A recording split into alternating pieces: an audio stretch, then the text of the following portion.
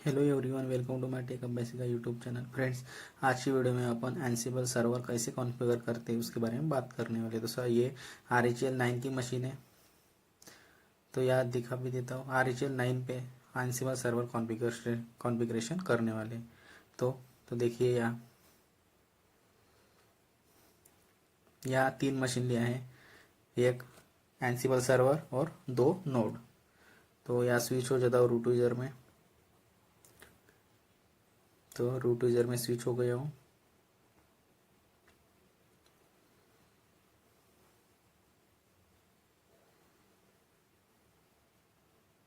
यहाँ एनसिबल सर्वर और क्लाइंट के लिए 2 मशीन ले रहा हूँ।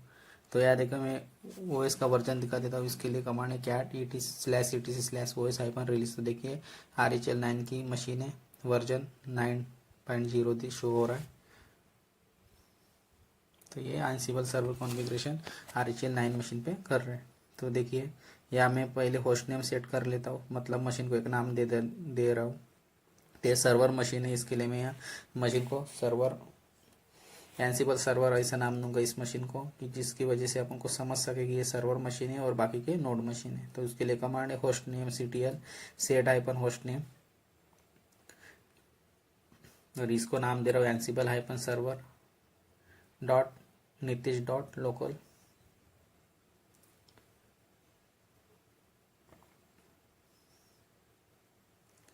जिसको लिनक्स अच्छे से आता है तो उसको ऑटोमेशन में कोई भी प्रॉब्लम नहीं आएगा, उसको इजीली समझ में आएगा। तो मैं यहाँ होस्ट नेम सेट कर रहा हूँ। अभी होस्ट नेम सेट हो गया होगा। होस्ट नेम CTL कमांड से होस्ट नेम चेक करेंगे। तो देखिए, यहाँ एनसिबल-सर्वर डॉट नीतीश डॉट लोकल नाम सेट हो गया है। अभी एग्जिट करेंगे यहाँ से। तो एग्जिट करेंगे और डबल लॉगिन करेंगे तो यहाँ रूट की जगह एनसिबल सर्वर नाम शो हो जाएगा। एग्जिट हो गया। अभी स्विच करेंगे रूट यूजर में।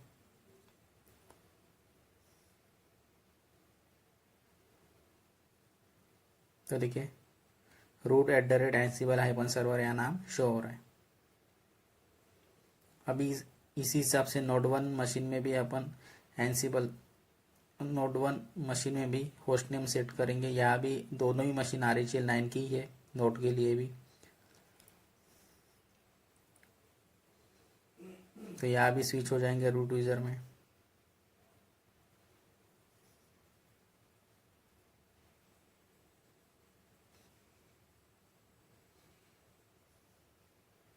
तो देखो, यहाँ IP देख लेते पहले। होस्ट नेम में होस्ट में IP की एंट्री करनी पड़ेगी, सर्वर और नोड मशीन की। इसके लिए IP मैं नोटपैड पे लिख लेता हूँ। सर्वर की IP पहले ही पेस्ट किया हो, और यहाँ 922 की जगह 192 है वहाँ सर्वर की IP। और यहाँ नोड 1 और नोड 2 की भी IP पेस्ट कर लेता हूँ, मतलब नोटपैड में लिख के रख देता हूँ, जिसकी वजह से होस्ट मशीन की एंट्री करने में मदद मिलेगी।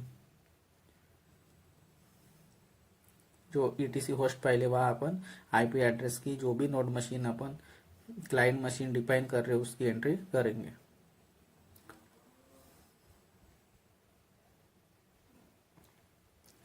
तो यार देखिए, दो तीन टर्मिनल ओपन हो गए।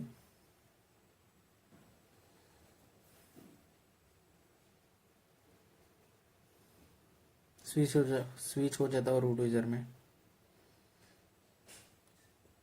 तो देखो, रूट यूजर में स्विच हो गया हो। IP देख लेते इसकी IP है 192.168.225.189। तो देखिए, नोट 2 की भी IP है।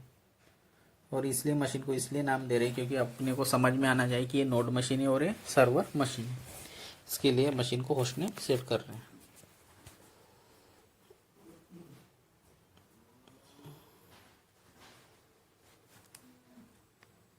इसके लिए भी होस्ट सर्वर में आएंगे और vim/etc/host फाइल में जो भी सर्वर और नोड मशीन है उनकी एंट्री करेंगे। आई प्रेस करेंगे इंसर्ट के लिए, और यहाँ भी सर्वर और नोड मशीन की, मतलब क्लाइंट मशीन की यहाँ एंट्री करेंगे।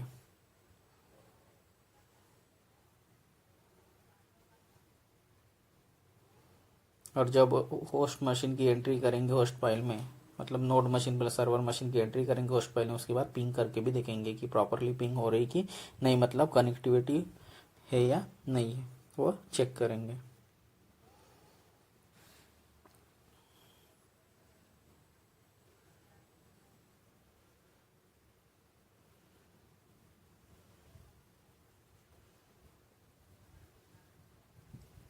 वहाँ 92 की जगह 192 है, यहाँ मैंने सर्वर की IP 92 हो गई है।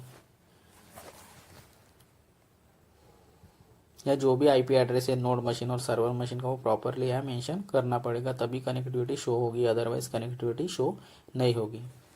क्योंकि ऑटोमेशन से जॉब परफॉर्म कर रहे हैं तो यहाँ जो भी काम कर रहे हो वो प्रॉपरली करना पड़ेगा, क्योंकि सर्वर से ही कनेक्टिविटी चेक करेंगे नोड मशीन की।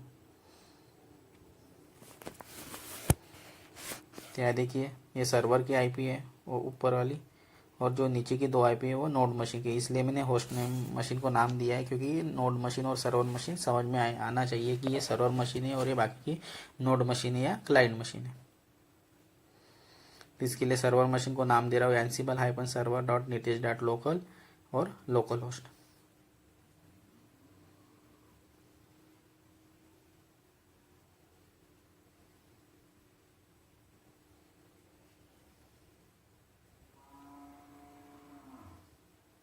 भैया नोड 1 मशीन को नाम देंगे node1.nitesh.local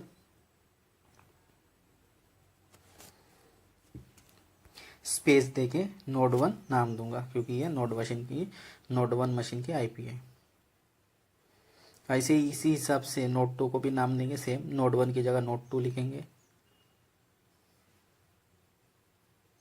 जितने भी मशीन पे कॉन्फ़िगरेशन करना है सर्वर मशीन के, उन सब मशीन की IP की यहाँ एंट्री करेंगे। अगर ज़्यादा है तो ग्रुप में उस IP को डिफाइन करेंगे। तो यहाँ देखिए नोड 2 मशीन की जो IP है उसको भी अपन होस्ट नेम में जो नाम दिया है वही नाम यहाँ भी दे रहे हैं, सेम नाम देंगे, स्पेस देंगे, नोड 2 लिखेंगे। तो यहाँ etc होस्ट फाइल में सर्वर मशीन और नोड मशीन की एंट्री हो गई है।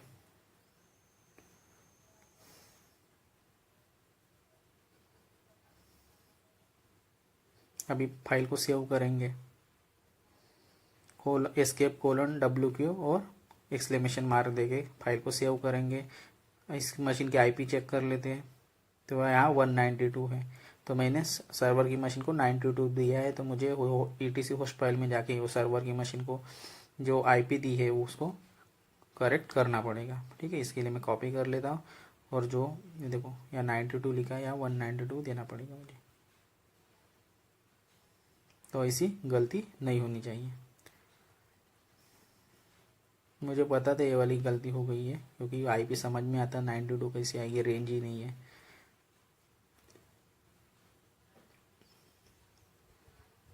तो यहाँ 92 की जगह 192 फाइल में आके, होस्ट फाइल में आके यहाँ चेंज करूँगा और फाइल को सेव करूँगा। अभी सही से एंट्री हो गई है।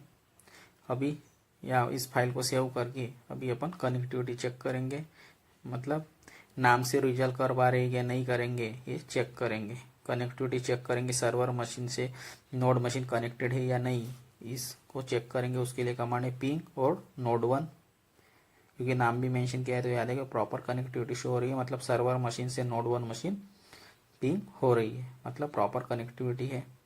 क्लोज करता हूँ, इसको कैंसिल कर रहा हूँ।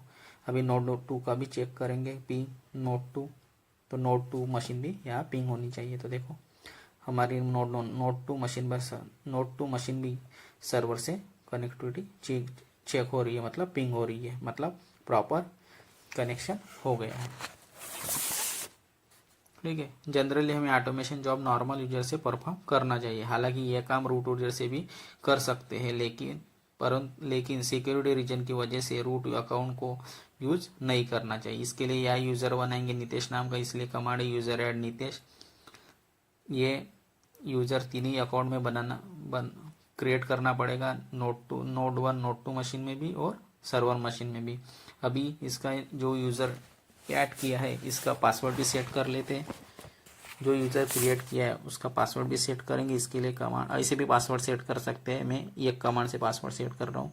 Echo Red Hat password set कर रहा हूँ, पाइप का साइन दूंगा और यहाँ 5WD और यहाँ इधर यूज़र का नाम दूंगा, हाइपन स्टैंडर्ड इनपुट और यूज़र का नाम नीतीश दूंगा।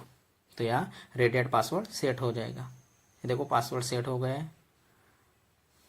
अभी इस यूज़र की एंट्री करेंगे सूडर्स फाइल के अंदर भी, क्योंकि vi sudo से करेंगे या एक ही कमांड से करेंगे। तो vi सूडर्स फाइल में जाने की बजाय मैं यहाँ etc सूडर्स फाइल में एंट्री कर लेता हूँ एक ही कमांड से। ठीक है, सूडर्स फाइल vi sudo करके भी अपन कमांड दे सकते हैं या ये कमांड से भी सूडर्स फाइल में इस यूज़र की एंट्री कर सकते हैं। तो देखो इको नीतीश नाम देंगे यूज़र का और ऑल इक्वल टू ब्रैकेट में ऑल लिखूंगा, ब्रैकेट क्लोज करूंगा और जो कुछ भी एरर आ रहे हैं मैं यहाँ से इरेज नहीं कर रहा हूँ, क्योंकि आपको भी समझना चाहिए कि कहाँ कैसे कैसे एरर आ सकते हैं। मुझे पता है कहाँ एरर आती क्या है, तो आपको भी समझ में आना चाहिए कि कहाँ डॉट दिया, कहाँ एक्सक्लेमेशन मार दिया तो एरर आता, तो समझना चाहिए। तो नो 5WD कोलन ऑल दूंगा और क्लोज करूंगा, पाइप साइन दूंगा, sudo means super user do t /etc/suders.d demon और ये फाइल बना रहे हैं, यहाँ नीतीश नाम की फाइल बना रहे हैं।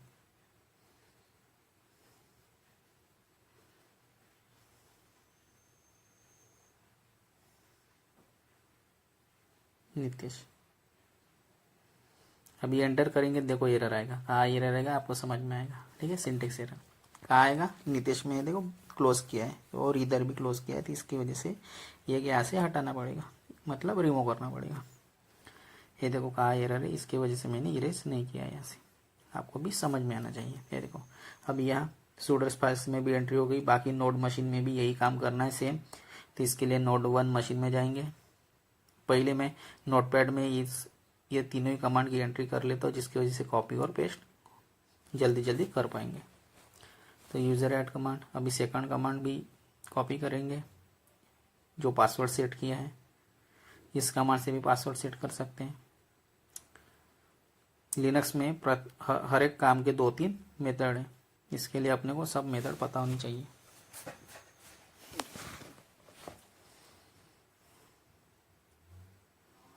और जिसके बेसिक्स क्लियर है उसको ऑटोमेशन में कोई भी प्रॉब्लम नहीं आएगा।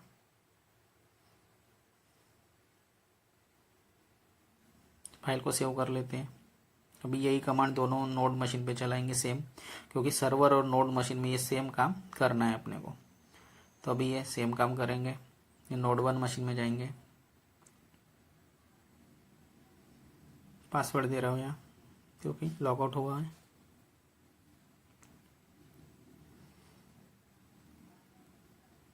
यहाँ नाम भी सेट करना है, होस्ट नेम भी सेट करना है। तो सबसे पहले अपन यहाँ होस्ट नेम सेट कर लेते हैं नोड 1 मशीन में, जिसकी वजह से अपने को समझ में आएगा कि ये नोड 1 मशीन है और वो नोड 2 मशीन है और वो सर्वर मशीन है।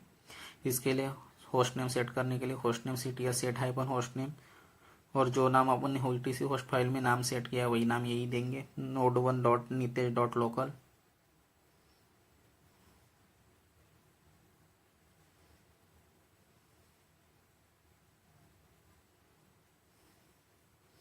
अभी होस्ट नेम ctl कमांड से नाम चेक करेंगे सेट हुआ कि नहीं। तो देखो नाम तो सेट हो गया बट अप्लाई होने का है, तो इसके लिए एग्जिट करेंगे और लोकल होस्ट की जगह अभी नोड 1 नाम आएगा। तो अभी लॉगिन करेंगे su हाइपन और पासवर्ड देंगे। तो देखो नोड 1 नाम आ गया, तो अभी इससे समझ में आएगा कि ये नोड 1 मशीन है। अभी कमांड चलाएंगे, अभी यूज़र ऐड करेंगे यहाँ user add command. User add करने के लिए कमांड है यूज़र ऐड नीतीश, और ये तीनों कमांड सेम दोनों मशीन पे चलानी है, नोड 1 एंड नोड 2 मशीन पे। पेस्ट करेंगे, इसके लिए नोटपैड पे कमांड लिख के रखा तो जल्दी जल्दी पेस्ट करने में अपना काम भी हो जाता है। पेस्ट करेंगे तो ठीक है, कॉपी करना है और पेस्ट करना है, टाइप करने में ज़्यादा वक्त लगता है। अभी यहाँ सूडर्स फाइल में एंट्री करेंगे नोड 1, और सेम काम नोड 2 मशीन पे भी करना है, मतलब क्लाइंट मशीन में। और ज़्यादा क्लाइंट मशीन है अपनी इन्वायरमेंट में, तो उनके ग्रुप में एंट्री करनी पड़ेगी। मतलब वो आईपी की रेंज डिफाइन करेंगे डायरेक्ट। अभी नोड 2 मशीन में जाएंगे।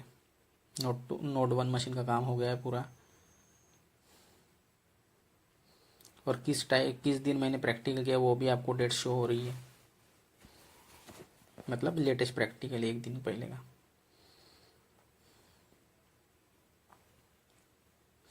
यहाँ भी नाम सेट कर लेते हैं, host name CTL set hyphen host name node2.nitesh.local।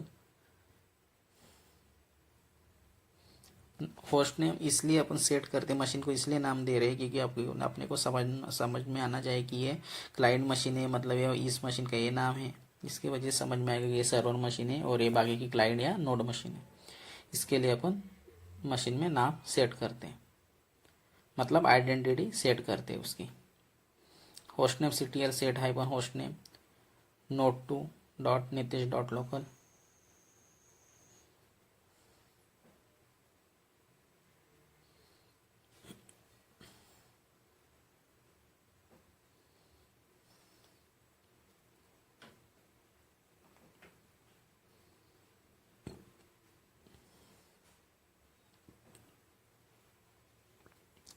अभी लॉग आउट करके लॉगिन करेंगे।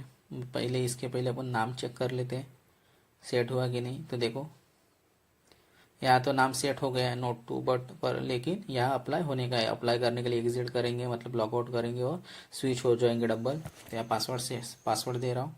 तो देखो अभी यहाँ node2 नाम सेट हो गया है। अभी तीनों जो 3 कमांड थी वो सेम कमांड यहाँ पेस्ट करेंगे। पहले यूज़र ऐड करेंगे, उसके बाद यूज़र को पासवर्ड सेट करेंगे और उसके बाद सूडोस फाइल में यूज़र की एंट्री करेंगे।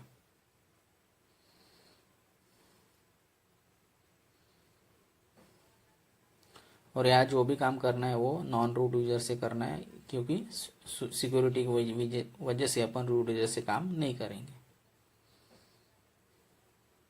देखो 2 कमांड पासवर्ड भी सेट हो गया। अभी सूडोस फाइल में यूज़र की एंट्री करेंगे।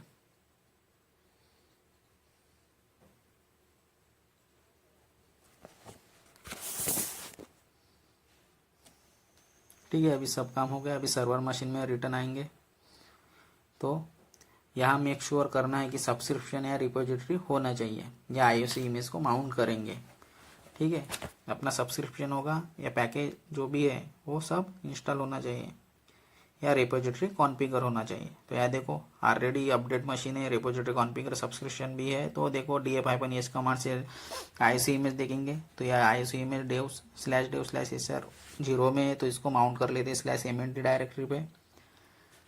तो देखो माउंट /dev/sr 0/mnt पे माउंट करेंगे। तीनों मशीन को माउंट करेंगे /mnt पे ISO इमेज को।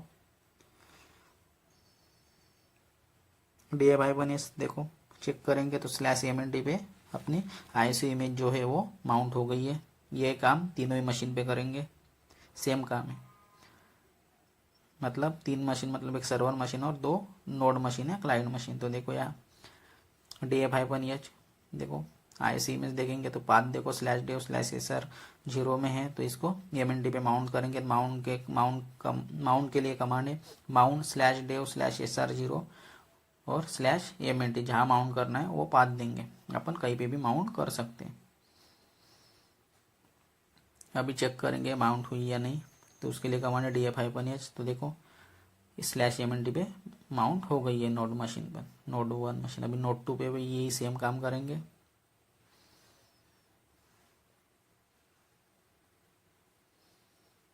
नाम से आप, होस्ट नेम से आप समझ सकते हैं कि नोड 1 मशीन है, सर्वर मशीन है, नोड 2 मशीन है। तो देखो df-s तो /dev/sr 0 पे है, तो इसको माउंट करना पड़ेगा /mnt पे। तो देखो माउंट करने के लिए कमांड है माउंट /dev/sr 0 और डेस्टिनेशन पाथ मतलब mnt पे माउंट करें। df-s से चेक करेंगे तो देखो /mnt पे मशीन माउंट हो गई है, मतलब ISO इमेज माउंट हो गई है। अभी सर्वर मशीन में आएंगे और पैकेज इंस्टॉल करेंगे। कमांड गलत दिया, इसके वजह से ऐसा हुआ। df-h तो देखो /mnt पे मशीन माउंट हो गई है।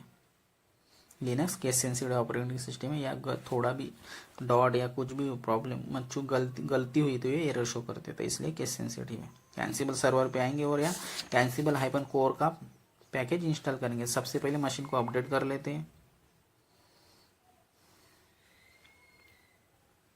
मशीन को अपडेट करने के लिए कमांड है यम अपडेट हाइपन वाई में इसलिए लगाता हूँ क्योंकि बाद में प्रॉम्प्ट करता है ये परमिशन के लिए, येस या नो के लिए, इसलिए मैं स्टार्टिंग में वाई लगा देता है, बाद में वो प्रॉम्प्ट नहीं करता परमिशन के लिए।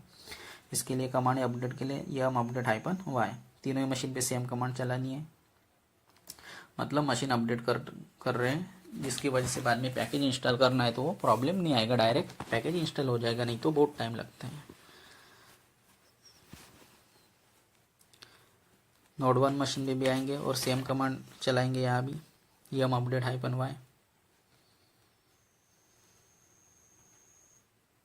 मतलब अपडेट कर रहे हैं, मतलब मशीन को पैच कर रहे हैं।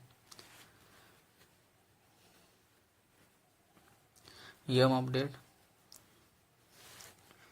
हाइपन वाई, तीनों मशीन पे सेम कमांड चलाई है तो मशीन अपडेट हो रही होंगी। ये देखो अपडेट में सबसिस्टम मैनेजमेंट रिपोजिटरी, तो मशीन अपडेट हो रही है।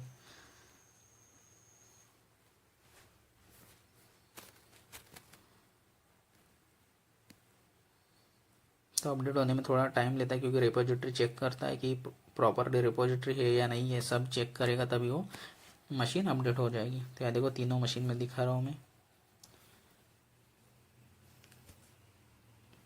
जो होस्ट नेम का नाम है उसकी वजह से आपको समझ में आएगी कौन सी मशीन है। देखो अपडेट हो रही है मशीन है, देखो ऑलरेडी अपडेटेड मशीन है, डिपेंडेंसीज रिजॉल्व है, देखो तीनों मशीन पे सेम आ गए हैं, जो भी आउटपुट है वो सेम आ गए हैं, मतलब एपस्ट्रीम और बेस वैसे दोनों पे हैं, और एक्स्ट्रा रिपोजिटरी भी इंस्टॉल है, मतलब मशीन अपनी अपडेट हो गई है, मतलब अपनी मशीन पैच हो गई है। अभी एंसिबल हाइपन कोर का पैकेज इंस्टॉल करने उसके लिए कमांड है DNF install hyphen y Ansible hyphen core.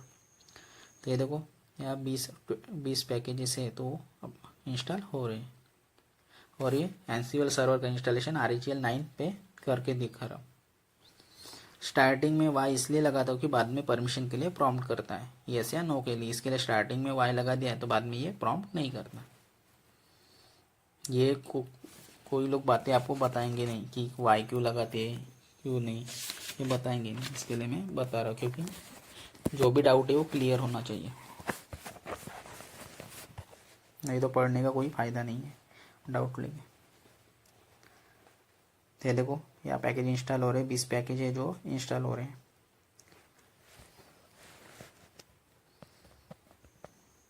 जो भी कोर में जितने भी पैकेजेस आएंगे वो सब इंस्टॉल हो जाएंगे, और मशीन अपडेट है तो ऑलरेडी सब पैकेज इंस्टॉल है, मतलब अपडेट भी है। अभी पैकेज इंस्टॉल होने के बाद इसका वर्जन चेक करेंगे। तो ये जो पैकेज इंस्टॉल करना है वो एंसिबल सर्वर मशीन पे इंस्टॉल करना है, सिर्फ एक ही मशीन पे इंस्टॉल करना है। अभी इसका वर्जन चेक करेंगे, तो देखो इसका वर्जन दिखा रहा है, उसके लिए कमांड है एंसिबल हाइपन हाइपन वर्जन। तो देखो 4 का वर्जन है 2.12.2, ये एंसिबल का वर्जन है।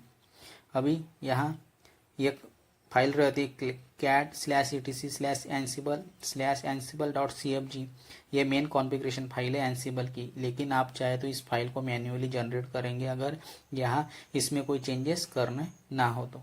ये एंसिबल की मेन कॉन्फ़िगरेशन फाइल है, इसकी डिफ़ॉल्ट इन्वेंट्री फाइल भी होती है, और डिफ़ॉल्ट इन्वेंट्री फाइल इसकी ये है कैट, देखो जो cat/etc/ansible/ansible.cfg, ये एंसिबल की मेन कॉन्फ़िगरेशन फाइल है, और इसकी डिफ़ॉल्ट इन्वेंट्री फाइल भी होती है तो वो है cat/etc/ansible.host, मतलब मैं ओपन करके दिखा रहा हूँ, ये इन्वेंट्री फाइल है कैट कमांड से। तो अगर इसके अंदर आप चेंजेस करते हो तो ग्लोबली इंप्लीमेंट होंगे, या ग्रुप में आप इस टाइप से ग्रुप डिफाइन करके जो भी IP एड्रेस है नोड मशीन के वो यहाँ डिफाइन करेंगे, मतलब यहाँ आप जितने भी आपकी नोड मशीन है उनके आप IP या होस्ट नेम मेंशन कर सकते हो, और उनको ग्रुप की फॉर्म में भी अलग अलग इनको सेग्रीगेशन कैटेगरीज कर सकते हैं, जैसे कि डेटाबेस सर्वर कौन कौन से है, डेव सर्वर कौन से है, वो इस हिसाब से डिफाइन कर सकते हैं। तो यहाँ नीतीश यूजर में स्विच हो जाता हूँ, लेकिन आप चाहे तो अपनी खुद के भी इन्वेंट्री फाइल यहाँ बना सकते हैं, दूसरे लोकेशन पे क्रिएट कर सकते हो, और वहाँ उन ग्रुप को IP एड्रेस की मशीन के डिफाइन कर सकते थे। यहाँ यूज़र जरूरी नहीं कि आप ETC के अंदर इसकी main configuration file inventory file जो है उसमें भी चेंजेस कर सकते, कस्टम इन्वेंट्री फाइल भी बना सकते अपने हिसाब से। यहाँ से यूज़र में स्विच होंगे। अब जो भी काम करेंगे अपन वो नॉर्मल यूज़र से करेंगे, इसके लिए अपन नीतीश यूज़र में स्विच हो गए होंगे। अब एंसिबल के थ्रू आगे जो भी काम करना है वो एंसिबल के थ्रू करना है। यहाँ जो कम्युनिकेशन होता है वो सर्वर और क्लाइंट मशीन के बीच में होता है, तो वो SSH के थ्रू होता है। तो यहाँ इसके लिए अपन यहाँ की जनरेट करेंगे। की जनरेट करने के लिए SSH-key ये कमांड से अपन की जनरेट करेंगे। या अलग से ना किसी सर्विस की जरूरत है, ना किसी पोर्ट को या फायरवॉल की डिपेंड करने की ज़रूरत है, क्योंकि SSH तो बाय डिफ़ॉल्ट वहाँ इनेबल होता ही है, इसलिए फायरवॉल में रूल ऐड करने की ज़रूरत नहीं है। तो यहाँ की जनरेट कर रहे SSH-key। तो यहाँ एंटर करेंगे तो देखो यहाँ की जनरेट हो गई है। SSH के थ्रू हमें मेक श्योर करना है कि हमारा जो सर्वर, हमारे जो क्लाइंट मशीन है उनके बीच में पासवर्डलेस ऑथेंटिकेशन होना चाहिए उस यूज़र अकाउंट के थ्रू जिसके आपको जो भी ऑटोमेशन जॉब परफॉर्म करना चाहते हो। तो उसके लिए यहाँ देखो की जनरेट हो गई है और इन की को कॉपी कर देंगे दोनों नोड मशीन में।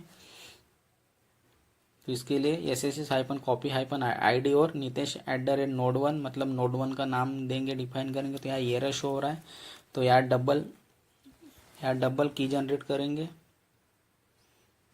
उसके लिए की जनरेट करने के लिए कमांड है SSH-keygen, क्योंकि जो भी काम करना है वो अपने को ऑटोमेशन के हिसाब से करना है। इसके लिए की जनरेट करेंगे SSH-keygen और यहाँ एंटर प्रेस करेंगे। और की जनरेट होने के बाद यहाँ इन कीज़ को कॉपी कर देंगे दोनों नोड मशीन के अंदर इस यूज़र की होम डायरेक्टरी के ऑथोराइज की के नाम से। ये देखो ये काम जो है वो मैन्युअली करेंगे, या फिर इस काम को करने के लिए आजकल एक कमांड यूज़ होती है SSH-copy-id और नोड मशीन का नाम, और नोड मशीन का नाम है और यूज़र का नाम देंगे SSH-copy-id nitesh@node1। और जो भी फिंगरप्रिंट पूछेंगे वहाँ येस करेंगे, मतलब हमारी तरफ से परमिशन येस है फिंगरप्रिंट। और जो भी पासवर्ड पहले अपन डिफाइन किया था वो पासवर्ड आप एक बार देंगे, क्योंकि एक ही बार पासवर्ड मांग गया। ये जो की है कॉपी हो जाएगी ऑथराइज अंडरस्कोर की नाम से जिस यूज़र की होम डायरेक्टरी के अंदर .ssh फोल्डर में। अभी की कैसे जनरेट करते तो ये आपको समझ में आया होगा। अगर आप इस मशीन से दूसरे मशीन पे इस अकाउंट से SSH करने की कोशिश करें तो आपको यह पासवर्ड नहीं मांगेगा, मतलब नहीं मांगना पड़ेगा। देखो तो SSH nitesh.@node1 किया तो यह देखो पासवर्ड नहीं मांगा है, डायरेक्ट लॉगिन हो गया है। ये देखो nitesh@node1 होस्ट नेम देखो node1 शो हो रहा है। यहाँ होस्ट नेम चेक करेंगे तो node1 मशीन का होस्ट नेम शो होगा। तो यहाँ सिर्फ अपने को जब की जनरेट करते तभी अपने को पासवर्ड देना पड़ता है, उसके बाद पासवर्ड नहीं देना पड़ता है। ये देखो होस्ट नेम node1 मशीन का होस्ट नेम दिख रहा है। अभी लॉग आउट करेंगे और इसी हिसाब से देखो अपन node1 मशीन का टर्मिनल यूज़ कर सकते हैं इस हिसाब से। अभी इसी तरीके से node1 मशीन के साथ भी ये काम करना होगा। तो यहाँ अपने को कोई भी पासवर्ड डिफाइन नहीं किया था, तो इसका मतलब ये है कि हमने पासवर्डलेस ऑथेंटिकेशन जो कनेक्शन बनाया वो सही से काम कर रहा है। अभी इसी तरीके से node2 मशीन के साथ भी ये काम करना होगा। इसके लिए कॉपी करेंगे SSH-copy-id nitesh@node2 जो की है उसको कॉपी कर रहे हैं node2 मशीन में, और यहाँ सिर्फ एक बार पासवर्ड देना पड़ेगा। तो ये देखो फिंगरप्रिंट येस, और जो भी की जनरेट करेंगे उसको पहली बार ही पासवर्ड देना पड़ेगा। तो पासवर्ड दे रहे हैं, यहाँ जो भी पासवर्ड सेट किया यूज़र के लिए वो पासवर्ड देंगे। तो देखो यहाँ भी ये फाइल कॉपी होगी ऑथोराइज की नाम से, आपको पासवर्डलेस ऑथेंटिकेशन हो चुका है। अब चेक करेंगे पासवर्डलेस ऑथेंटिकेशन हुआ कि नहीं। उसके लिए कमांड SSH nitesh@node2। तो देखो ये देखो node2 का होस्ट नेम शो हो रहा है। अभी यहाँ होस्ट नेम कमांड चलाएंगे तो node2 मशीन का होस्ट नेम अपने को शो होगा। तो इस हिसाब से अपन पासवर्डलेस ऑथेंटिकेशन कर सकते हैं। तो ये देखो node2 मशीन का होस्ट नेम सेट हो रहा है। तो जो टर्मिनल है एंसिबल सर्वर का ही यूज़ हो रहा है। तो यहाँ लॉग आउट करेंगे अभी और अपन एंसिबल सर्वर में आ जाएंगे, और एंसिबल सर्वर में भी अपन होस्ट नेम कमांड चला के मैं आपको होस्ट नेम जो भी होस्ट नेम है एंसिबल सर्वर को दिखा देता हूँ। तो देखो ये देखो एनसीबल सर्वर में अपन रिटर्न आ गए हैं। तो इस हिसाब से अपन पासवर्डलेस ऑथेंटिकेशन कर सकते की जनरेट करके। तो अभी पासवर्डलेस ऑथेंटिकेशन किस टाइप से किया जाता है आपको समझ में आया होगा।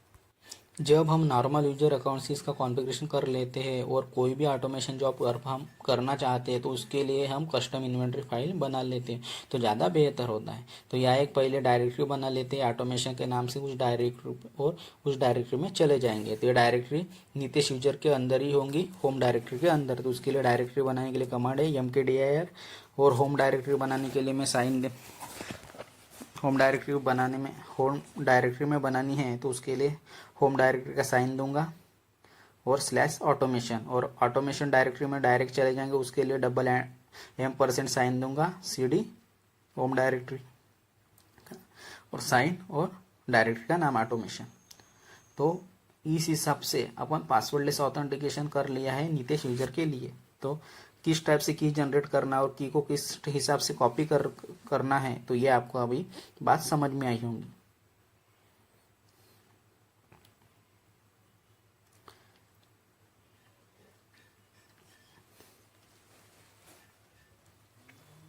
उस साइन को टील साइन बोलते हैं, होम डायरेक्टरी। ठीक है, अभी आप pwd कमांड करके चेक करेंगे तो देखो यहाँ जो भी पाथ है वो अपने डायरेक्टरी का पाथ शो हो जाएगा, प्रेजेंट वर्किंग डायरेक्टरी। अब हम यहाँ एक कॉन्फ़िगरेशन फाइल बना लेते हैं एनसीबल की कॉन्फ़िगरेशन फाइल बना लेते हैं। उसके लिए कमांड है ansible.cfg के नाम से। और इस फाइल में कुछ जो पैरामीटर है वो डिफाइन कर लेंगे, जैसे कि डिफॉल्ट क्या डिफॉल्ट ऑप्शन आप इस यूजर के लिए एनसीबल आप यूज़ करेंगे, कोई भी ऑटोमेशन करेंगे कौन से डिफॉल्ट ऑप्शन का आप यहाँ यूज़ करने वाले उसके लिए यहाँ डिफॉल्ट ऑप्शन लेंगे। पहले कौन सी इन्वेंट्री यूज़ करने वाले हैं, यहाँ की इन्वेंट्री फाइल जो पाथ देंगे, क्योंकि हम डिफॉल्ट इन्वेंट्री फाइल यूज़ नहीं कर रहे तो खुद की यहाँ फाइल बना लेंगे। अगर होस्ट की चेकिंग करनी है या नहीं तो उसके लिए ऑप्शन यहाँ चेक करेंगे, host underscore key underscore checking equal to true या फॉल्स। कौन सा यूज़र होगा, रिमोट यूज़र के लिए आपको ऑटोमेशन को काम करवाने का है रिमोट मशीन पर, उसका नाम डिफाइन करेंगे remote_user इक्वल टू नितेश, क्योंकि इसके थ्रू सारा काम करने वाले हैं। क्या आप चाहते हैं कि पासवर्ड के लिए सिस्टम आपको प्रॉम्प्ट करे, उसके लिए ask_pass इक्वल टू जो भी है ट्रू या फॉल्स वो लिखेंगे, मैं फॉल्स लिखूंगा। कुछ काम ऐसे होते हैं जिनके लिए रूट यूजर या सूडो प्रिविलेज की जरूरत होती है तो उसके लिए या प्रिविलेज अंडरस्कोर एस्केलेशन लिखेंगे। और आपके लिए जरूरी है कि प्रिविलेज एस्केलेशन हो, उसके लिए बिकम इक्वल टू ट्रू लिखेंगे। मेथड कौन सा यूज करना चाहते हैं उसके लिए बिकम अंडरस्कोर मेथड, इसके लिए सूडो लिखेंगे। और जो पैरामीटर है वो यहाँ डिफाइन करेंगे। उसके लिए एनसीबल की कॉन्फ़िगरेशन फाइल क्रिएट कर रहे हैं। तो कौन से यूजर अकाउंट का यूज किया जाएगा उसके लिए करना है सूडो के थ्रू, तो उसके लिए रूट का यूज होना चाहिए। तो become underscore user equal to root. तो आपका जो पासवर्ड है सूडर्स pwd, जो भी सूडर्स फाइल में जो पासवर्ड है, मतलब नॉर्मल यूजर का पासवर्ड क्या उसके लिए ये प्रॉम्प्ट करे। प्रिविलेज एस्केलेशन के थ्रू कोई काम करना है तो रूट यूजर बन के तो नहीं, तो become underscore pass equal to false. अगर यस करेंगे तो पासवर्ड आपको देना पड़ेगा यहाँ।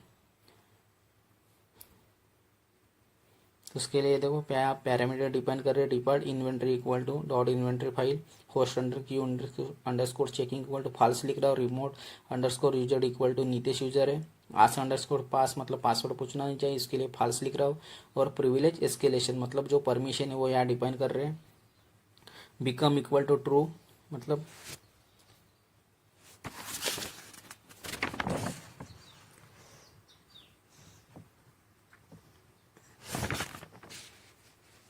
और become underscore method equal to sudo करेगा। बिकम मतलब root user, become underscore user मतलब इक्वल टू रूट यूजर, और become ask in underscore pass मतलब इक्वल टू फॉल्स मतलब पासवर्ड पूछना नहीं चाहिए, इसके लिए मैं फॉल्स डिफाइन कर रहा हूँ।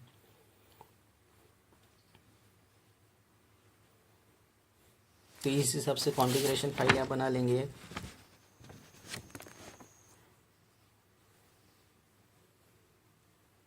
अपन खुद की कॉन्फ़िगरेशन फाइल यहाँ क्रिएट कर रहे हैं।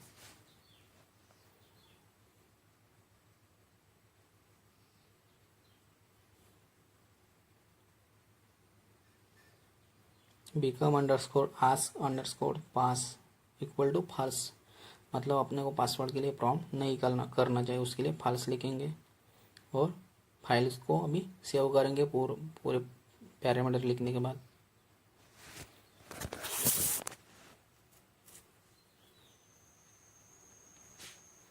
तो इस हिसाब से पैरामीटर एंसिबल की कॉन्फ़िगरेशन फाइल क्रिएट करेंगे और पैरामीटर डिफाइन करेंगे। और अभी फाइल को सेव करेंगे, escape::wq और एक्सक्लेमेशन मार्क, क्योंकि जो इन्वेंट्री फाइल इसकी डिफ़ॉल्ट इन्वेंट्री फाइल यूज़ नहीं करना चाह रहे हैं तो हम इस डायरेक्टरी के अंदर एक इन्वेंट्री फाइल बना लेते हैं। तो उसके लिए कमांड है vim होम ~, देखिए होम डायरेक्टरी के लिए /automation/inventory, मतलब यहाँ एक इन्वेंट्री फाइल बना लेते हैं और इस फाइल के अंदर हमारी नोड मशीन है, हमारी जो क्लाइंट मशीन उनकी एंट्री कर देते हैं। यहाँ डेव ग्रुप बना के दोनों मशीन के जो भी आईपी एड्रेस है उनको ऐड कर देंगे, मतलब दोनों जो भी डेव ग्रुप बना के जो भी दोनों ही नोड मशीन है उनकी एंट्री कर देंगे। यहाँ जितने भी नोड मशीन होंगे उस हिसाब से यहाँ एंट्री करेंगे। तो मेरे पास 2 मशीन है नोड मशीन, तो जो भी जितनी भी नोड मशीन है वहाँ ग्रुप में ऐड करके नोड मशीन की एंट्री करेंगे। तो यहाँ ग्रुप का नाम दे रहा हूँ डेव, और जो भी नोड मशीन के आईपी है उनकी आईपी की एंट्री कर रहा हूँ।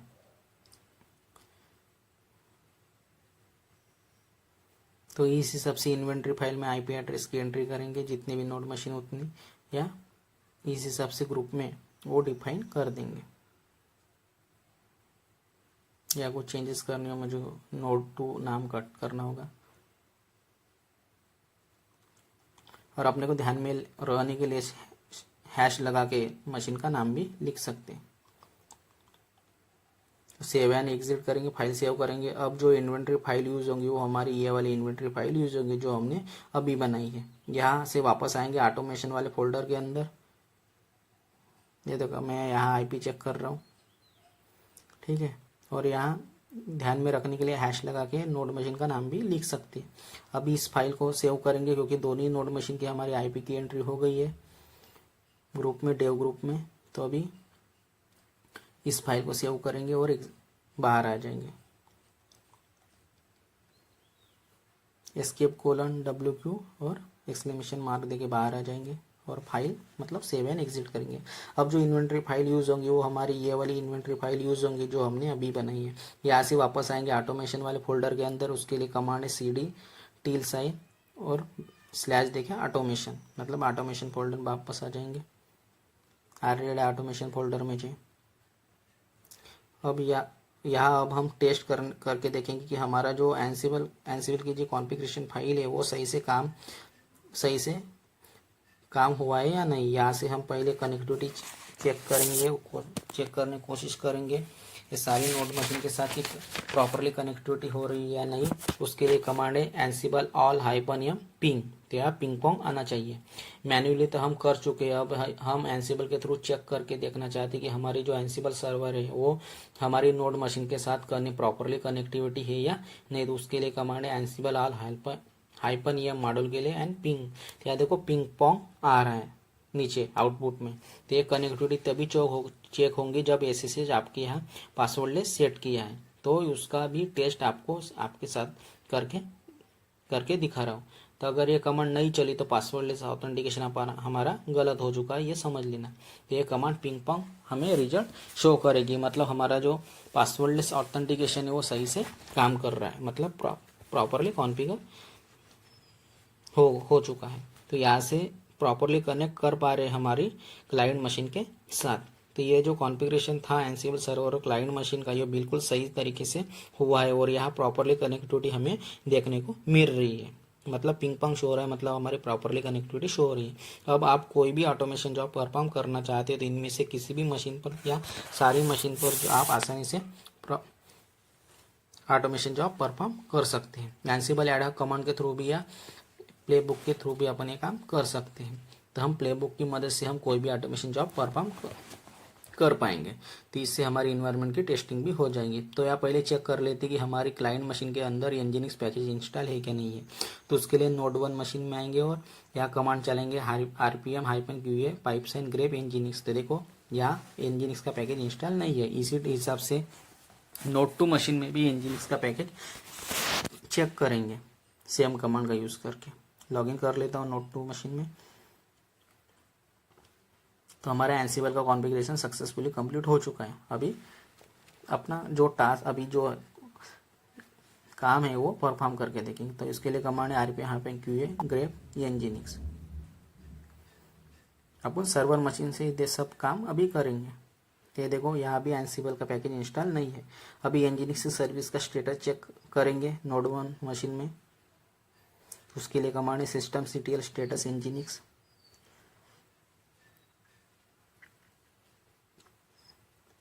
तो यहाँ एरर शो होगा क्योंकि nginx का पैकेज भी इंस्टॉल नहीं है और सर्विस भी स्टार्ट नहीं है। तो देखा code not be found error show हो गया। अभी इसी हिसाब से नोड 2 में भी चेक करेंगे systemctl status nginx। तो ये देखो यहाँ भी एरर शो होगा कोड नॉट बी फाउंड, मतलब ना ही यहाँ nginx का पैकेज इंस्टॉल है ना ही nginx की सर्विस यहाँ चल रही है। अब अगर आप पैकेज आप मैन्युअली इंस्टॉल कर लेते हैं और बाद में ये दोबारा ये कमांड चलाएंगे rpm -qa grep nginx तो आपको यहाँ कुछ पैकेज देखने को मिल जाएंगे। लेकिन मैं चाहता हूँ कि ये काम हम एनसीबल प्लेबुक के थ्रू इस करना चाहते हैं। तो उसके लिए यहाँ एनसीबल सर्वर में आएंगे और एक प्लेबुक लिखेंगे vim nginx.yaml, फाइल को नाम देंगे और यहाँ एनसीबल का पैकेज इंस्टॉल करेंगे और सर्विस को स्टार्ट भी करेंगे। तो प्लेबुक सही से लिखना पड़ेगा, अदरवाइज एरर शो होता है। तो मैं जिस हिसाब से लिखा हूँ जो भी एरर है आपको दिखा रहा हूँ। मैं कोई भी यहाँ से इरेज नहीं कर रहा हूँ, जो भी है वो सब चीज़ें दिखा रहा हूँ। कैसे एरर आते हैं, क्या आते हैं, कैसे सॉल्व किया जाता है, ये सब चीज़ें मैं आपको दिखा रहा हूँ। तो यहाँ प्लेबुक लिखने के लिए यामल के केस में प्लेबुक स्टार्ट होती है 3 डैश से और प्लेबुक को नाम देंगे। इंडेंटेशन का बहुत बड़ा रोल है, यहाँ एरर नहीं कर सकते। कुछ गलती हुई तो यहाँ डायरेक्ट एरर शो कर देगा। नेम के बाद कौन से ग्रुप पर रन करना चाह रहे हैं तो होस्ट और ऑल, मतलब सब क्लाइंट मशीन पर रन होना चाहते हैं, इसके लिए ऑल लिखेंगे। पैकेज इंस्टॉल करना चाहता हूँ उसके लिए सर्विस को स्टार्ट करना चाहता हूँ। अगर दोनों मशीन पर करना है तो ग्रुप का नाम डिफाइन करेंगे जो कि डेव ग्रुप है, या इनमें से किसी मशीन का आईपी या होस्ट नेम भी मेंशन कर सकते हैं। इस केस में उसी पर्टिकुलर मशीन पर यह प्लेबुक रन हो जाएगी। क्या क्या टास्क परफॉर्म करने वाले वो हम डिफाइन करेंगे टास्क के अंदर। जब हम टास्क डिफाइन करेंगे तो टास्क के अंदर जितनी भी चीज़ें लिखे वो 2 स्पेस देने के बाद शुरू होंगे, अदरवाइज यहाँ एरर आएगा। जब भी कोई एलिमेंट लिए तो एक डैश देंगे। Yum name colon nginx state equal to latest, मतलब उसका जो भी वर्जन कौन सा है वो लेटेस्ट आना चाहिए। जो पैकेज है वो वहाँ नाम आना चाहिए, नेम इक्वल टू nginx। दूसरा टास्क या सर्विस वाला है जो डिफाइन करेंगे name equal to start the nginx service, service का नाम देंगे nginx state equal to started, मतलब सर्विस स्टार्ट होनी चाहिए और इनेबल येस होनी चाहिए, मतलब इनेबल भी होनी चाहिए, स्टार्ट और इनेबल। अब इस प्लेबुक को लिखने के बाद क्लोज भी करेंगे और इसी हिसाब से लिखेंगे। और यहाँ जो इंडेंटेशन है उसका बहुत बड़ा रोल है। अगर इधर मैं बोला ही कि Linux case sensitive operating system है या कुछ भी प्रॉब्लम है डॉट या कुछ भी स्पेस का भी, तो वो एरर शो कर देता है।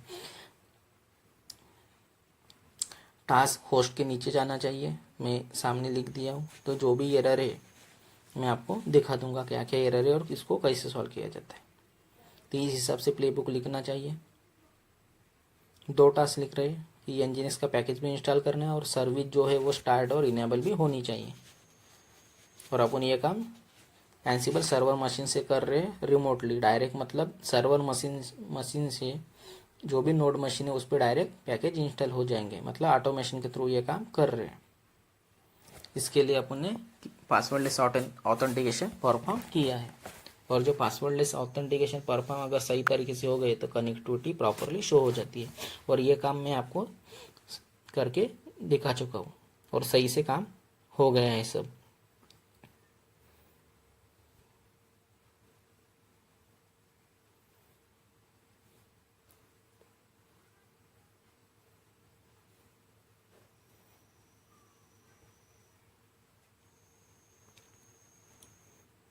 तो इस हिसाब से प्लेबुक लिखेंगे और किस टाइप से एरर आ रहे हैं वो भी आपको हर चीज़ में यहाँ इस वीडियो के अंदर दिखा चुका हूँ, दिखा रहा हूँ। मतलब कोई प्रॉब्लम आए तो उसका भी कैसे सॉल्यूशन है वो भी चीज़ें दिखा रहा हूँ।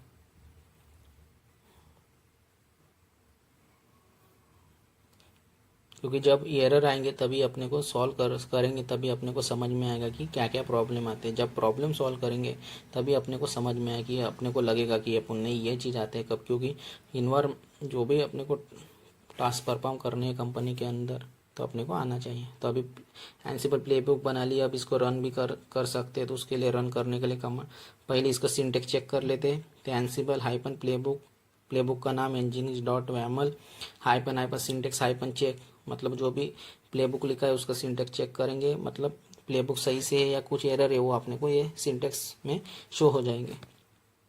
कमांड गलत लिखा हूँ, इसके लिए ये एरर है, तो इसके लिए कमांड है सिंटेक्स हाइपन चेक।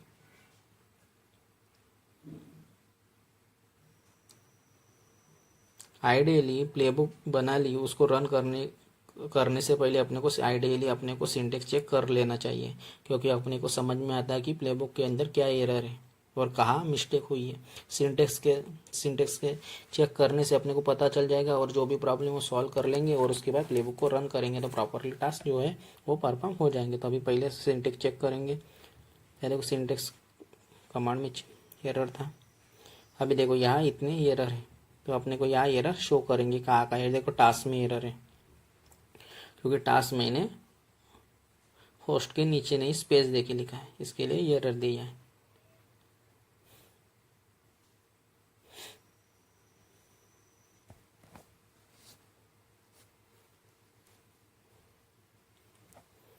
तो देखो कैसे कैसे एरर है, अभी सॉल्व करेंगे। देखो होस्ट के नीचे टास्क में स्पेस दिया, इसकी वजह से यहाँ एरर आया। अब ये सबको अपन सही करेंगे।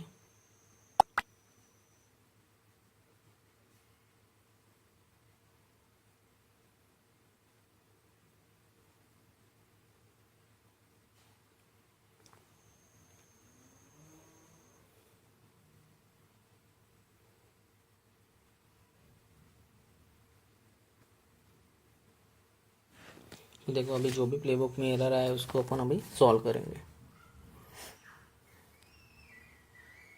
अपना एंसिबल का जो भी कॉन्फ़िगरेशन है वो प्रॉपरली अपना कॉन्फ़िगरेशन हो चुका है। अभी अपन जो भी टास्क है ऑटोमेशन के हिसाब से वो अपन परफॉर्म कर रहे हैं। अभी एक बार और सिंटेक्स चेक करेंगे, अभी भी एरर शो करेगा। देखो क्योंकि टास्क मैंने स्पेस देके लिखा है, इसके लिए अभी और प्लेबुक में जाएंगे और यहाँ भी टास्क अभी सब सही से करेंगे।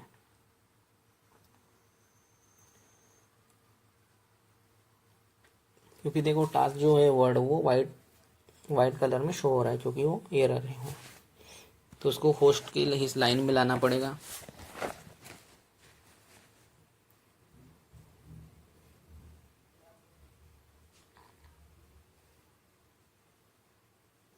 तो उसका भी कलर सेम होना चाहिए देखो, और टास्क के आगे 2 कोलन देना, मतलब यहाँ कोलन देना पड़ेगा क्योंकि मैंने वहाँ कोलन दिया ही नहीं है।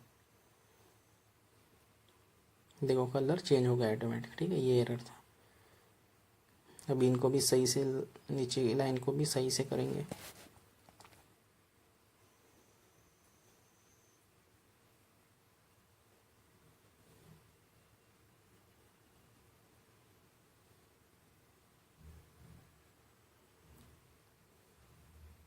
ये हमको भी उसी लाइन में लाएंगे।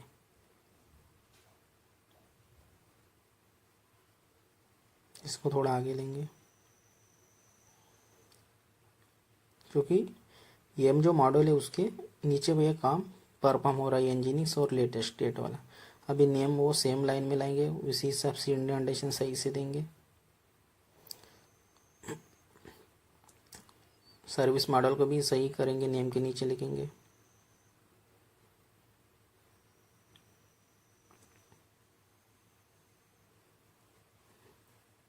नेम को भी लिखेंगे उसी लाइन में। स्टेट और इनेबल सेम लाइन में लिखेंगे।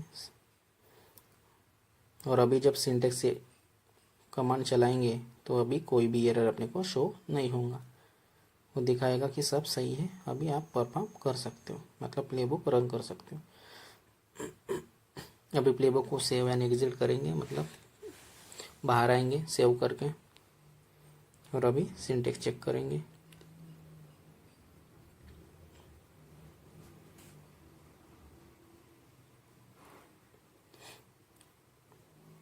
अभी सिंटेक्स चेक करेंगे प्लेबुक का, तो अपने को अभी यहाँ कोई भी एरर शो नहीं होगा।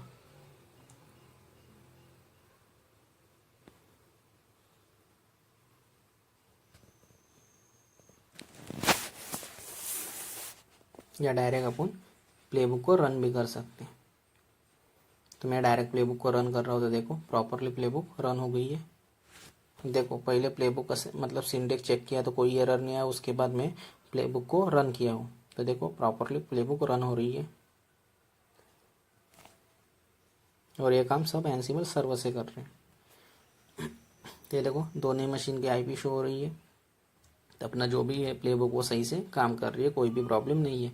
लेकिन मैं ये चाहता हूँ कि अब जो प्लेबुक रन हो रही है वो बैकग्राउंड में क्या कर रही है, कोई काम चल रही है, क्या चल रहा है, वो मुझे स्क्रीन पे शो होना चाहिए, वो भी मुझे देखना है। तो उसके लिए मैं यहाँ -v का यूज़ करूँगा वर्बोस के लिए।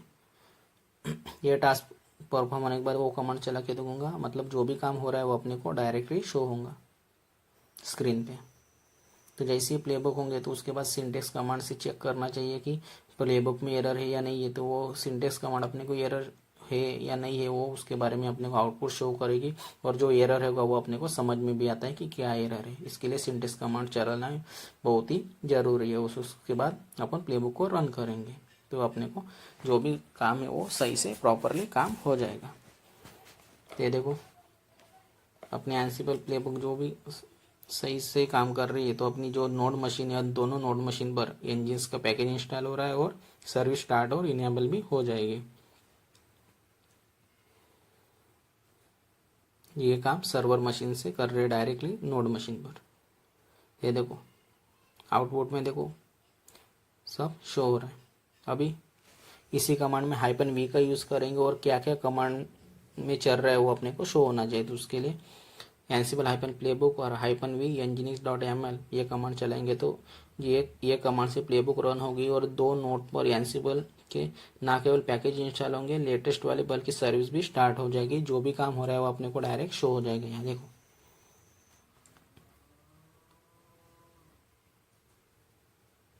एनसिबल सर्वर से जो भी जॉब है वो अपन नोड मशीन पर परफॉर्म कर रहे हैं, मतलब क्लाइंट मशीन पे परफॉर्म कर रहे हैं।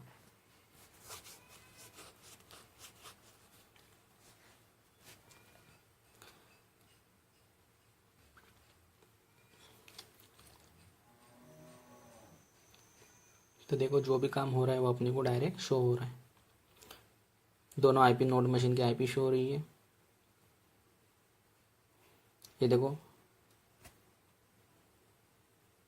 आईपी के साथ जो भी नोड मशीन का आईपी वो आज शो हो रहा है।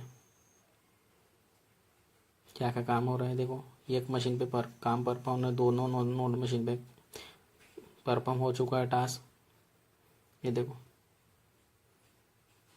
आईपी दोनों मशीन पे आईपी शो हो रही है और ओके =3 जो भी टास्क है वो परफॉर्म हो चुके हैं। अभी नोड मशीन पे जाएंगे और ये चेक करेंगे कि क्या सच में पैकेज इंस्टॉल हुआ है कि नहीं, या सर्विस स्टार्ट हुई या नहीं। उसके लिए नोड मशीन पे जाएंगे, नोड 1 पे मैं लॉग इन करता हूँ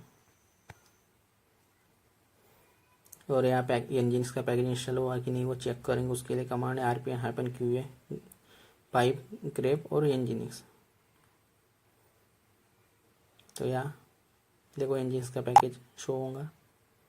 तो देखो एनजिन्स का पैकेज यहाँ इंस्टॉल हुआ है। अभी सर्विस स्टार्ट हुई या इनेबल है या नहीं वो शो हो जाएगी। उसके लिए कमांड है systemctl status nginx active show होगा। देखो तो यहाँ सर्विस भी स्टार्ट और इनेबल है, एक्टिव रनिंग शो हो रहा है।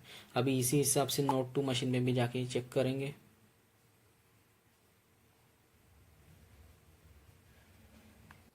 इसके लिए नोड 2 मशीन में लॉगिन करेंगे और यही सेम कमांड नोड 2 मशीन पे भी चलाएंगे।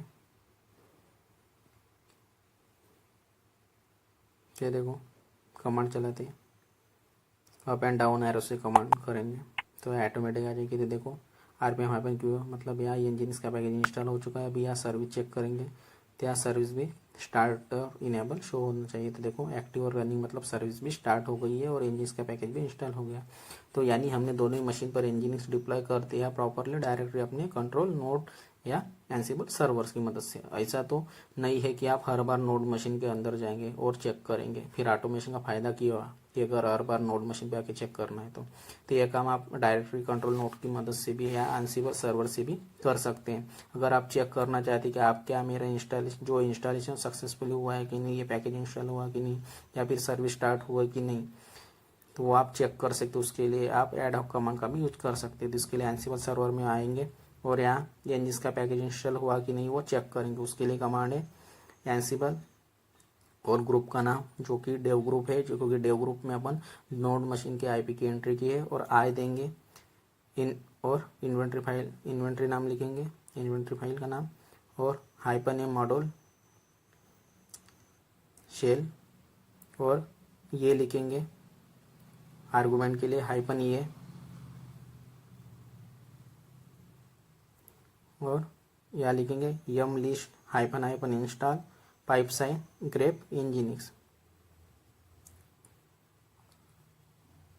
या क्यों दिया है तो एरर शो करेगा, ये देना चाहिए आर्गुमेंट के लिए, install pipe sign grep इंजीनिक्स,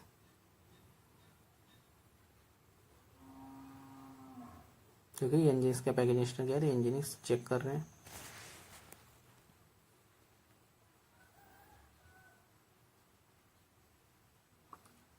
enter करेंगे तो ये एरर शो करेगा, क्योंकि यहाँ मैंने ये की जगह आर्गुमेंट की जगह हाइपन क्यू लगा दिया है। तो देखो ये शो किया एरर अपने को।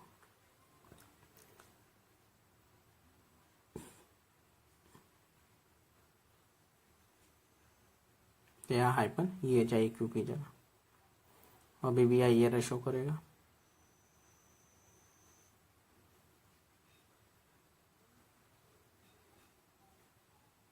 तो ऐसे इस हिसाब से अपन एनसिबल सर्वर से ही डायरेक्ट नोड मशीन की जो भी इंफॉर्मेशन है वो चेक कर सकते हैं, क्योंकि अपन ऑटोमेशन कर रहे हैं। क्योंकि हर बार अपने को नोड मशीन या क्लाउड मशीन दूसरे लोकेशन पे तो वहाँ कैसे जाएंगे, जो टास्क परफॉर्म करेंगे वो एनसिबल सर्वर से करेंगे, तो एनसिबल सर्वर से ही चेक करना होगा। तो एनसिबल सर्वर से ही चेक करेंगे तो अपने को समझ में आएगा कि ये ऑटोमेशन है, और हम जो काम कर रहे हो अपन ऑटोमेशन के हिसाब से कर रहे हैं। तो इसके लिए यही फ़ायदा है कि ऑटोमेशन का यही फ़ायदा है कि अपन एक जगह से 1000 मशीन भी कॉन्फ़िगर कर सकते हैं। इसलिए एनसिबल को एनसिबल कॉन्फ़िगरेशन मैनेजमेंट टूल बोलते हैं।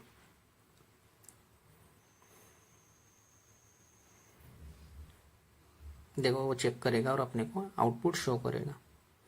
तो इसलिए अपन एनसिबल का यूज़ कर सकते हैं। तो देखो दोनों जो नोड मशीन के आईपी वो शो हो रही है, और यहाँ जो एनजीनिक्स का पैकेज इंस्टॉल हुआ है वो भी शो हो रहा है। ये ब्यूटी है एनसिबल की। तो यहाँ जो शो कर दिए वहाँ इंजीनियर्स के पैकेज वहाँ इंस्टॉल हो चुके हैं, दोनों मशीन का स्टेटस एक ही बारी में शो कर दिया। ये ब्यूटी है एनसिबल की। इसी तरह से आप सर्विस का स्टेटस करना चाहते हैं, चेक करना चाहते तो वो भी एडहॉक कमांड से कर सकते हैं। तो सर्विस का स्टेटस चेक करेंगे, उसके लिए कमांड है एनसिबल डेव हाइपन आई इन्वेंट्री हाइपन एम मॉड्यूल नाम लिखे, मॉड्यूल के लिए एम लिखेंगे, शेल मॉड्यूल है हाइपन ये सिस्टम सीटीएल स्टेटस इंजीनिक्स, ये एडहॉक कमांड का यूज़ कर रहे हैं।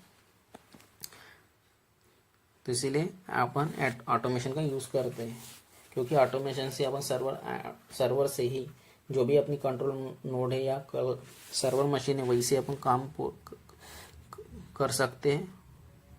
और कोई भी लोकेशन पे मशीन हो उसका आईपी अपने को पता है, तो उसका कॉन्फ़िगरेशन भी करेंगे और यही से चेक भी करेंगे, और कोई भी टास्क अपन हज़ारों मशीनें लाखों मशीनें वो टास्क अपन परफॉर्म कर सकते हैं।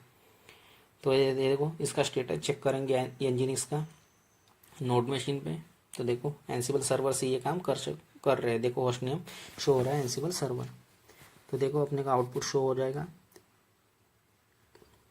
तो ये देखो यहाँ है दोनों ही मशीन का जो भी नोड मशीन उसका सर्विस का स्टेटस भी अपने को शो हो रहा है, क्योंकि यहाँ जो ये सर्विस का स्टेटस इसी तरीके से एनसिबल एडहॉक कमांड का यूज़ करके पता कर सकते कि ये मेरी प्लेबुक थी, क्या उसने वो जो ऑटोमेशन जॉब परफॉर्म किया है या नहीं, स्टेटस है या कैसा ऑटोमेशन था, वहाँ प्रॉब्लम तो नहीं है, इसी हिसाब से ये काम करना चाह रहे हुआ या नहीं, ये बात चेक कर सकते हैं। तो ये देखो यह स्टेटस शो हो रहा है। तो इस तरीके से एनसिबल सर्वर का कॉन्फ़िगरेशन कर सकते हैं। एडहॉक प्लेबुक का भी इस हिसाब से यूज़ कर सकते हैं। तो अपने को अभी एंसिबल कॉन्फ़िगरेशन सर्व एंसिबल का जो कॉन्फ़िगरेशन हो किस हिसाब से करते हैं ये बात आपको समझ में आई होंगी। इस हिसाब से आप एंसिबल और क्लाइंट मशीन का कॉन्फ़िगरेशन कर सकते हो और एंसिबल सर्वर का जो भी टास्क है वो परफॉर्म कर सकते हो। तो अभी आपको एंसिबल सर्वर किस हिसाब से कॉन्फ़िगरेशन करते हैं एंसिबल सर्वर का ये बात आपको समझ में आई होंगी। तो फ्रेंड्स इस वीडियो में इतना ही, और एंसिबल सर्वर का कॉन्फ़िगरेशन किस हिसाब से आपको पसंद आया या नहीं आया वो बात मुझे कमेंट सेक्शन में ज़रूर बताएं। तो फ्रेंड्स इस वीडियो में इतना ही, बाय बाय फ्रेंड्स।